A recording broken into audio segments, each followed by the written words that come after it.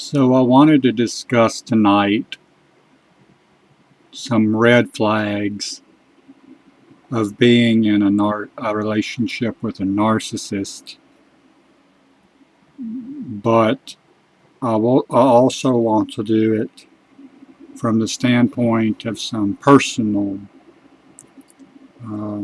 real world, real life experiences as well. So one of the first things I would say is when you're with the narcissist, they love you more than the sun, the moon, and the stars. It's a very idealized love. You're very idealized. And in the course of all this, you start to notice red flags. You start to notice the subtle ways they abuse you. And before you know it, you start feeling very toxic. Well, one of the number one things I would say is, in this kind of relationship, there's no peace. You know how a couple should be able to sit together and just have quiet peace together? That's not possible with the narcissist. The narcissist is constantly talking about themselves, telling their stories, and they're constantly trying to provoke you and upset you and make you feel toxic. So the peace that should be there is just not there. And it doesn't take long for this to end up having, one of those arguments that couples have, and the peace of the evening is ruined. And that's something I noticed a lot, and no doubt you've probably noticed that a lot as well.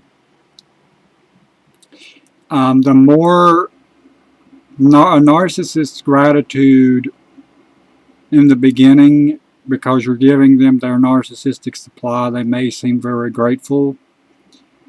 But over time, you'll notice that the better you treat a narcissist, the more they'll hate you in return. So if you do something good for the narcissist, they can end up treating you like trash. One of those mysterious qualities there.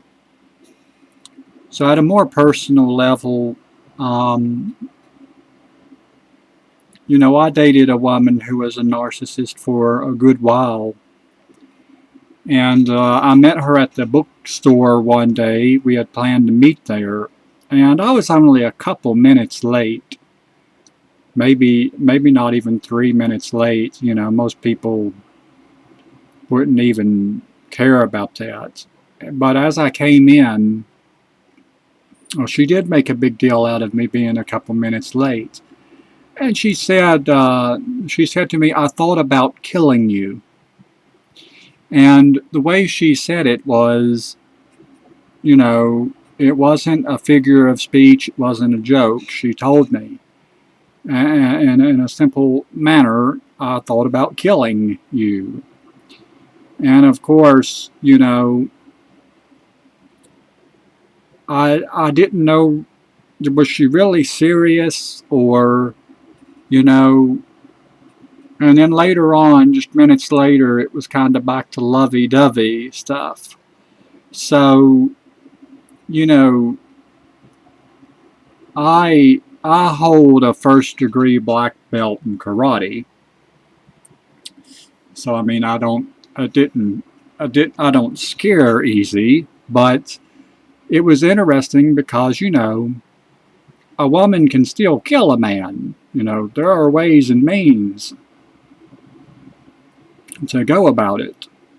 I mean, so, but more to the point, I just thought, that doesn't set well. There's something wrong. And this was a woman who had a history of substance abuse. She admitted twice to shoplifting. And that's the only times I know about that she admitted to actually shoplifting. And also one day, when we were out shopping, she bought a movie, and the name of the movie was Fatal Attraction. And she actually told me, "Oh, don't worry, I'm nothing like the woman in the movie fatal attraction. That was an amazing statement. So slowly but surely I'm catching on here that, this woman seems like maybe she could be a psychopath. And I researched it, and a female psychopath is not as criminal, not as violent, but still yet. She had a picture on her Facebook of the Last Supper, and Jesus and his disciples were cut to pieces and bloody in that picture. And just to give you some more examples, we went to a movie, and she used to like scary movies, horror movies. And we watched a movie where people were getting cut up, and she actually sat there and laughed at it. Now, maybe it was supposed to be somewhat comical, but she actually laughed, and I noticed no one else is laughing, and she thought it was funny, to sit and watch people get cut up. And, in today's special effects, they can make it look pretty realistic. Her attitude towards children was that, thank God she wasn't going to have any children because they were a nuisance. Most of the time she couldn't tolerate a child crying or things of that nature. And remember, she watched every kind of horrible monster on the screen and on TV you can imagine. But one day, we saw a stuffed bunny rabbit in a store, and the stuffed bunny rabbit said, "Jesus loves me." Just a stuffed doll, And she said she actually called that creepy. And in fact, she thought it was kind of creepy that any family was trying to do the right thing or go to church or have children. And oftentimes, for example, on Valentine's Day, she'd hang around long enough to get her Valentine's present, and maybe I wasn't done shopping, but she would just go out and smoke a cigarette, and pretty much heck with you after getting her way.